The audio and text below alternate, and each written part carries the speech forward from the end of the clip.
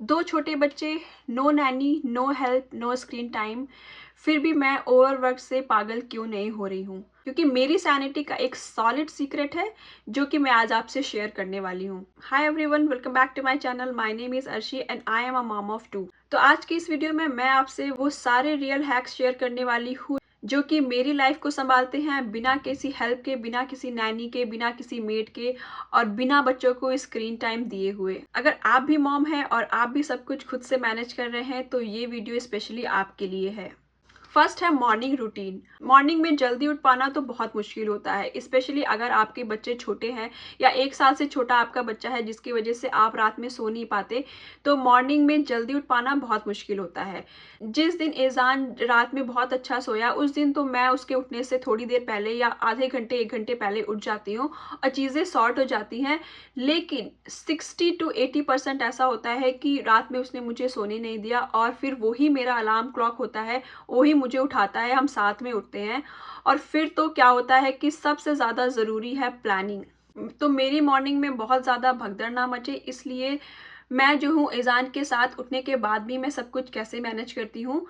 तो मेरे लिए इम्पॉर्टेंट है 3 चीज़ें, जिसमें आता है घर, उसमें आती है कुकिंग, दूसरी चीज़ है बच्चे, तीसरी चीज़ है मैं खुद।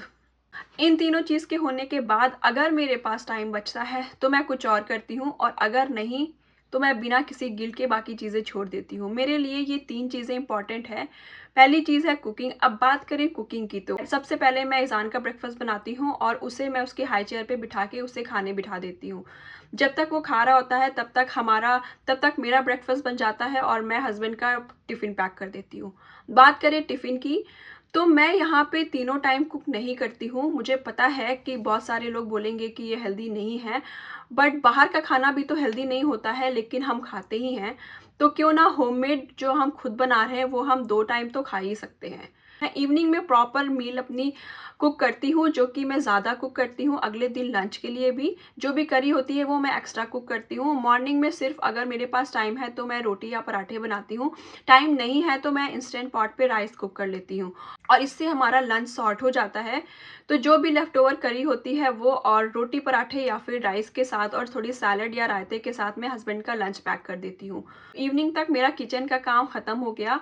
दूसरी चीज़ है, मैं टास्क को प्रायोरिटाइज़ करती हूँ। जैसे कि मैंने बताया कि मेरे लिए फर्स्ट प्रायोरिटी है कुकिंग की, जो कि इवनिंग में होती है मोस्टली, और मॉर्निंग में ब्रेकफास्ट होती है। दूसरी चीज़ है, मैं बच्चों को देखती हूँ।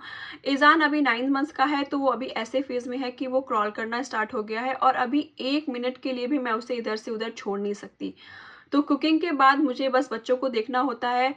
अनाया स्क्रीन फ्री है, कोई स्क्रीन नहीं है उसके लिए मैंने एक अलग से वीडियो बनाया हुआ है। मैं उसका लिंक आई बार में दे दूँगी या फिर डिस्क्रिप्शन बॉक्स में दे दूँगी कि कैसे वो स्क्रीन फ्री है और क्या मैं करती हूँ उसके लिए, कि उसको क्या एक्टिविटीज़ है, वो क्या करती है बाकी पूरे टाइम घर पे। अभी उसका स्कूल स्टार्ट नहीं हुआ है, उसका स्कूल स्टार्ट होने वाला है 2 मंथ्स में। तीसरी चीज़ आती है मेरा खुद का टाइम। सो नेक्स्ट है मेंटल हेल्थ एंड ब्रेक्स। तो जब एज़ान सोता है तो मेरे पास 2 ऑप्शन है, या तो मैं घर का काम कर लूँ या फिर मैं अपने लिए टाइम निकाल लूँ। तो मैं घर का कोई काम नहीं करती हूँ, मैं अपने लिए टाइम निकालती हूँ। इसमें जो मुझे पसंद होता है मैं वो करती हूँ। अगर मेरे पास एज़ान रात में अच्छा सोया है, मेरे पास एनर्जी है, तो मैं हो सकता है कुछ स्किन केयर कर लूँ या फिर मैं कुछ और काम कर लूँ जो मुझे पसंद है। अगर मेरे पास बिल्कुल भी एनर्जी नहीं है तो मैं रेस्ट करती हूँ, या फिर अगर मुझे स्क्रीन टाइम चाहिए होता है तो वो मेरा स्क्रीन टाइम होता है, वो मेरा मी टाइम होता है, मैं उसमें कोई काम नहीं करती हूँ। इससे हर दिन मुझे थोड़ा अपने लिए भी टाइम मिल जाता है, जिससे मेरी सैनिटी मेंटेन रहती है और मैं ओवरवेल्म नहीं होती हूँ। पूरा दिन एक ही रूटीन, एक ही काम कर करके मैं अपने लिए भी ब्रेक ज़रूर निकालती हूँ, जो कि बहुत ज़्यादा इंपॉर्टेंट है मेरी मेंटल हेल्थ के लिए। अगर मैं अपना ख्याल नहीं रखूँगी, मैं आराम नहीं करूँगी, मैं अपनी मेंटल हेल्थ का ख्याल नहीं रखूँगी, तो मैं ये घर अच्छे से मैनेज कर ही नहीं सकती। तो बहुत ज़्यादा ज़रूरी है हम मॉम्स को, क्योंकि हमारा काम 24/7 चलता है। मैं दिन भर बच्चों के साथ रहती हूँ, शाम को कुक करती हूँ, फिर बच्चों को डिनर करा के उन्हें सुलाती हूँ। और आजकल तो ईज़ान का स्लीप रिग्रेशन चल रहा है कि रात में वो पूरे टाइम लाइक 10 टू 15 टाइम्स वो उठता रहता है और बिल्कुल भी मुझे सोने को नहीं मिलता। तो अगर ऐसे में मैं खुद का ख्याल नहीं रखूँगी तो नेक्स्ट डे मैं बच्चों का भी ख्याल नहीं रख पाऊँगी, जो कि बहुत ज़्यादा टफ हो जाएगा। और नेक्स्ट है इन्वॉल्विंग किड्स। मैं बच्चों को मतलब मैं अनाया की बात करूँ तो मैंने उसको छोटी छोटी चीज़ें सिखाकर मैं उससे हेल्प ले लेती हूँ। जैसे कि मैंने उसको सिखा दिया है कि अपने टॉयज़ कैसे क्लीन करना है, और अपनी प्लेट अगर खाना खाने के बाद अपनी प्लेट किचन में रख के आनी है। तो ये छोटी छोटी चीज़ें हैं जो मैंने उसे सिखा दी हैं, जिससे मेरा काम काफ़ी आसान हो जाता है। एक बहुत ही बड़ी, और मैं कहूँगी हर मॉम ने एक्सपीरियंस की होगी, सबके साथ होता है कि जब हम खाने बैठते हैं तो हमारे बच्चों को वॉशरूम जाना होता है। हमारे बच्चों को पूपू पीपी उस टाइम ही आती है जब हम खाना खाने बैठते हैं। तो मैंने क्या किया हुआ है कि इसके लिए मैंने अनाया को खुद से क्लीन करना सिखा दिया है।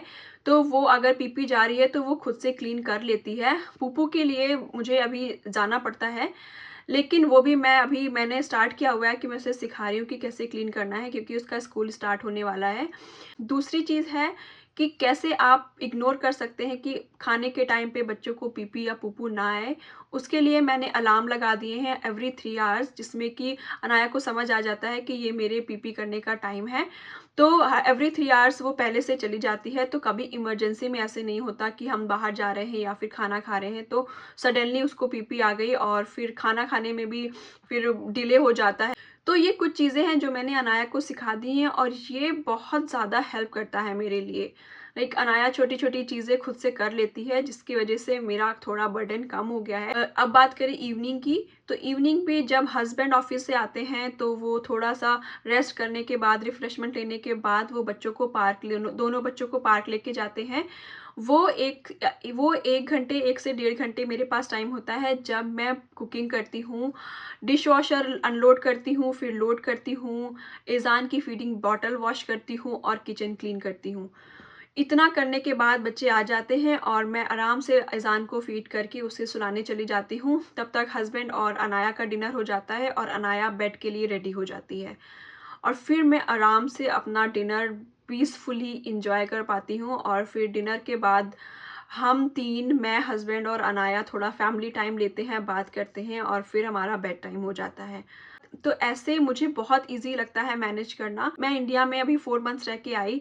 इज़ान तब 6 मंथ का हो गया था जब मैं यहाँ आई, तो वहाँ मुझसे काफ़ी लोग पूछ रहे थे कि अभी तो 2 बच्चे हो गए, वहाँ जाके कैसे मैनेज करोगी?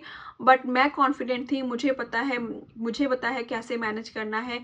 ये एक हमारा रूटीन है जो हमारे लिए वर्क करता है, हो सकता है कि आपके लिए वर्क ना करे। मैं सिर्फ़ अपना एक्सपीरियंस शेयर कर रही हूँ कि यहाँ यूएस में बिना किसी हेल्प के और 2 बच्चों के साथ मैं सब कुछ कैसे मैनेज करती हूँ। तो ये मैं अपना एक्सपीरियंस बता रही हूँ। हो सकता है इससे आपको थोड़ी हेल्प हो जाए।